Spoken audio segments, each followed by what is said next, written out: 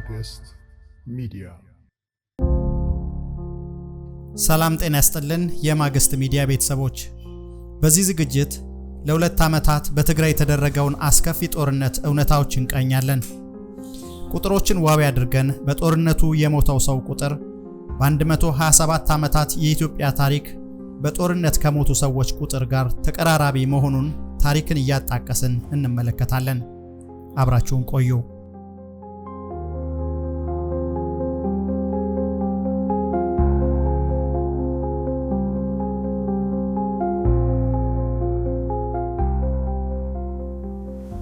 በፖለቲከኞች መካከል በሚፈጠር የጥቅም ግጭት ጦርነት ሲቀሰቀስ ይበልጥ የሚጎዱትና የሚሞቱት ሲቪሎች ሲሆኑ ፖለቲከኞች በድርድር ስምምነት ላይ ሲደርሱና ጥቅማቸውን ሲያስጠብቁ በሰላማዊ ሰዎች ላይ የደረሰው ግድያ፣ መፈናቀልና የሰብአዊ መብት ጥሰት ግን ተድበስብሶ ይቀራል።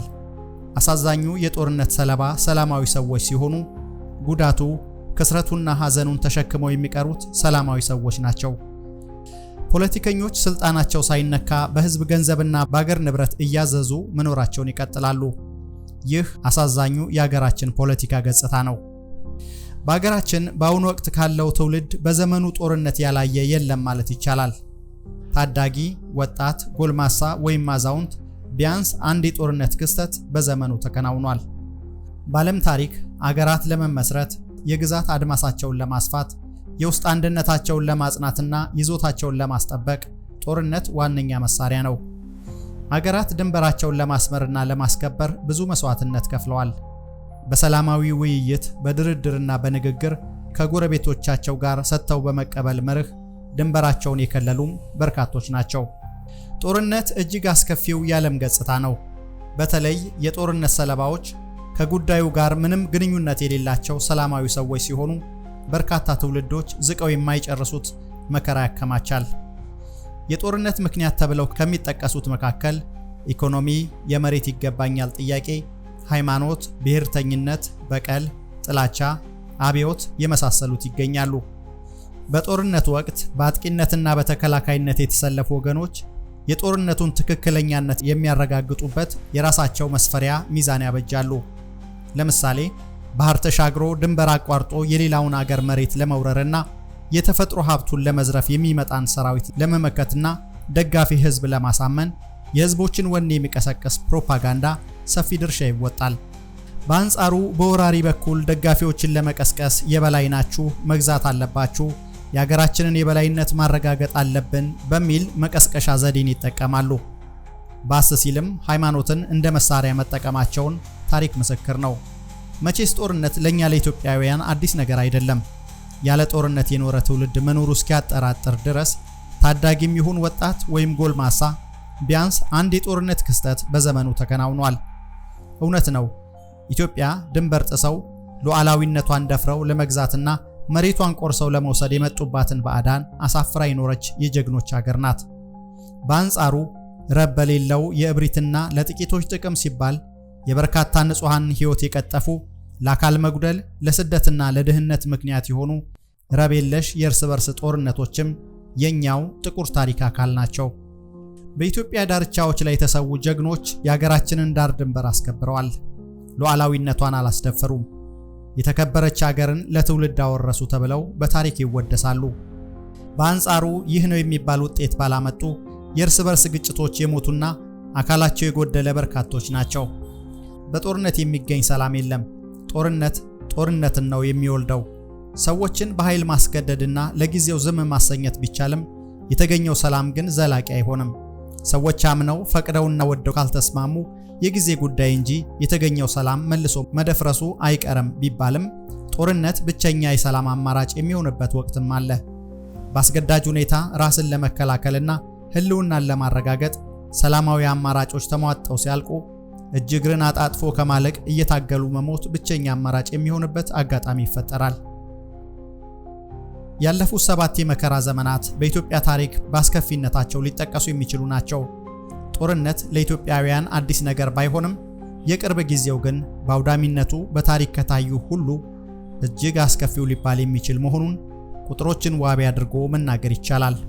በተለይ በሰሜኑ የሀገራችን ክፍል የተቀሰቀሰው የትግራይ ጦርነት የረጅም ዘመናት ታሪክ ባለቤት የሆኑ ህዝቦች ከፍተኛ ውድመትና ኪሳራ አስተናግደዋል።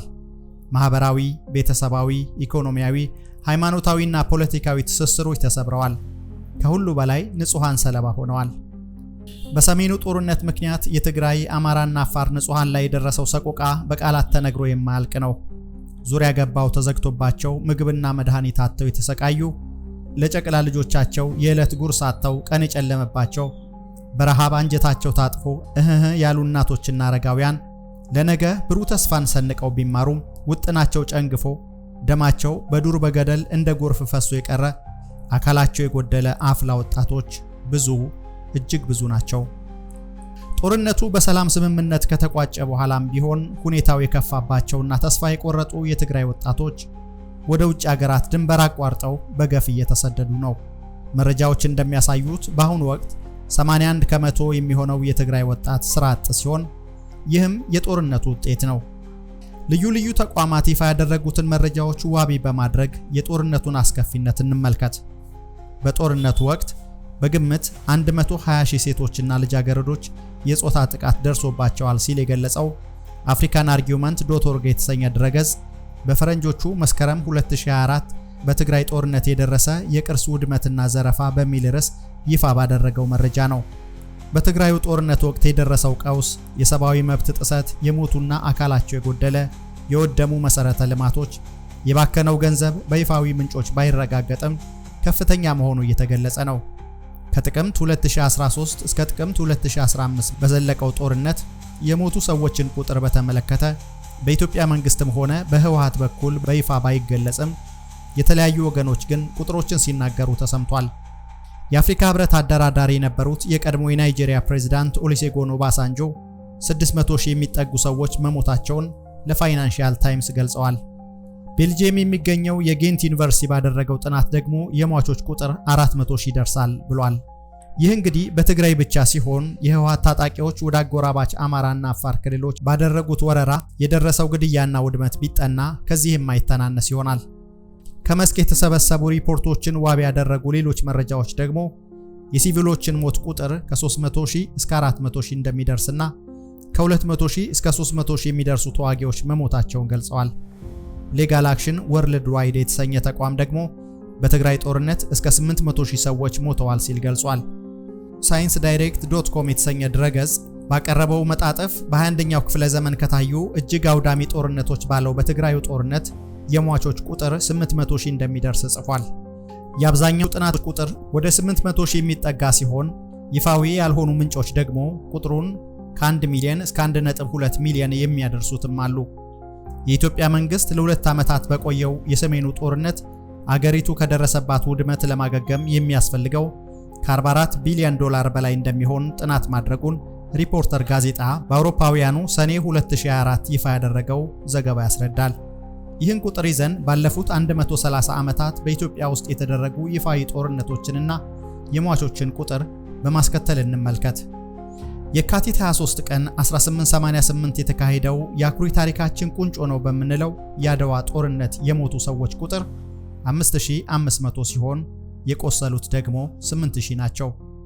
የልጅ ኢያሱን ከስልጣን መውረድ ተከትሎ ጥቅምት 17 ቀን 1909 በተደረገው የሰገሌ ጦርነት ከአፄ ኃይለ ሥላሴም ሆነ ከንጉስ ሚካኤል ከሁለቱም ወገን የሞተው ሰው እስከ 20,000 መሆኑን በታሪክ ተመዝግቧል። ከ1928 እስከ 1933 በተካሄደው በ5 ዓመቱ የጣሊያን ወረራ በጦርነቱ ማብቂያ ላይ የኢትዮጵያ መንግስት ባወጣው መረጃ ቁጥራቸው ወደ 760,000 የሚሆኑ ኢትዮጵያውያን ሕይወት ማለፉን የታሪክ መዛግብት ያሳያሉ። በ1969 እና በሰባዎቹ መጀመሪያ በተካሄደው ቁጥሩ ከፍተኛ የሆነ ሰራዊት በተሳተፈበት ከወራሪው የሶማሊያ ኃይል ጋር በተደረገው ጦርነት በኢትዮጵያ በኩል 18200 ሰዎች መሞታቸውንና 29200 ሰዎች ደግሞ መቁሰላቸውን ሰነዶች ያሳያሉ። ከ1967 እስከ 1983 ህወሓት ከደርግ ጋር ባደረገው የ17 ዓመታት ጦርነት 60,000 የትግራይ ልጆች መስዋዕት የሆኑ ሲሆን ከኢትዮጵያ መንግስት በኩልም የሞቱት በይፋ ባይገለጽም ከዚህ ያልተናነሰ ሰራዊት መሞቱን መገመት ይቻላል። በ1990 በተካሄደው የኢትዮ ኤርትራ ጦርነት 70,000 የሚገመቱ ሰዎች ሞተዋል የሚሉ መረጃዎች አሉ። በአጠቃላይ ከአድዋ ጦርነት እስከ 2015 ባሉት 127 ዓመታት ውስጥ በተጠቀሱት 6 ዋና ዋና ጦርነቶች የሞቱት ኢትዮጵያውያን ቁጥር 930500 ናቸው። ይህ በታሪክ መጻሕፍት ተመዝግቦ የሚገኝ እውነታ ነው። በሰሜን ኢትዮጵያ በትግራይ በተደረገው የ2 ዓመት ጦርነት ግን 800,000 ሰዎች ሞተዋል የሚሉ መረጃዎችን ከላይ ተመልክተናል። ይህ ጦርነቱ ምን ያክል አውዳሚ እንደነበር እነዚህ ቁጥሮች ያመለክታሉ። ጦርነቱ ፕሪቶሪያ ላይ በተደረገ ስምምነት ቢቆምም ትግራይ ግን አሁንም ወደ ሰላማዊ እንቅስቃሴዋ ሙሉ ለሙሉ አልተመለሰችም። የጦርነቱን ጠባሳ ለመሻር ብዙ ዓመታት የሚፈጁ ይመስላል።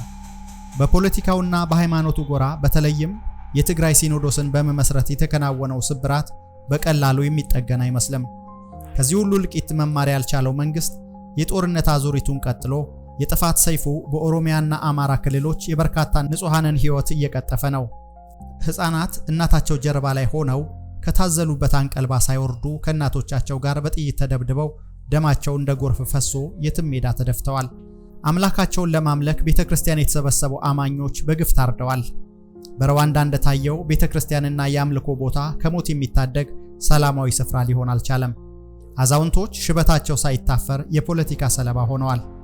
ወልደው ከማሳደግ ሌላ ተንኮል የማያውቁ እናቶችና አባቶች በጥይት ተደብድበው ተገድለዋል። ለወትሮ ሕፃንና ሴት መግደል እንደ ነውር የሚታየው ባህል ተሽሮ ከጀግንነት ተቆጥሯል። በታሪካችን በየትኛውም ዘመን ባልታየ ሁኔታ የሰዎች እገታ፣ የባንክ ዘረፋና አስገድዶ መድፈር የየዕለት ክስተት ሆኗል። ከአዲስ አበባ 20 እና 25 ኪሎ ሜትር ርቆ መጓዝ ጭንቅ ነው። አገራት ዜጎቻቸው ከአዲስ አበባ ወጥተው እንዳይሄዱ በየጊዜው ያሳስባሉ። የሩቅ ዘመን ታሪክ አላስተምር ብሎ የቅርቡንም አሻፈረኝ ያሉት ፖለቲከኞቻችን ሌላ የውድመት አዙሪት ውስጥ አገሪቱን እየደፈቁ ነው። ይሄ የጦርነት አባዜ ሳይጨርሰን ያልቅ ይሆን? ፈጣሪ ኢትዮጵያንና ሕዝቦቿን ያስብ። ሰላም ለኢትዮጵያ።